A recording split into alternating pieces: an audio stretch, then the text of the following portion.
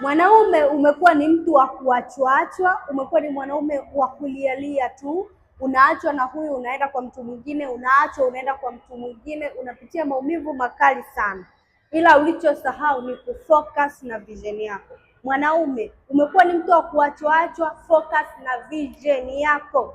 Tafuta hela, kamilisha malengo yako yote ambayo unatakiwa kuyakamilisha. Wanawake wanakuja tu, uliza matajiri, wanawake wanakuja tu, tena anakaa kwa adabu, anakaa kwa heshima zote. Kwa mwanaume, acha kufokasi na mwanamke aliyekuacha, acha kufokasi na maumivu. Unakuta mtu ananipigia simu, ananipa namba ya mwanamke eti nizungumze naye, amuelewa. Kuelewe vipi wakati hauna fact, yani haumshawishi kuwa na wewe au ni mwanamke ni slay queen. Wewe unapenda wanawake aina ya slay queens wao wanawafuata watu wenye hela, so vision yako yule.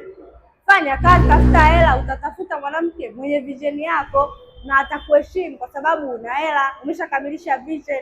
Share hapo kwa mwanaume mwingine ambaye anafanya haya, aweze kujua vision ni muhimu kuliko mambo mengine.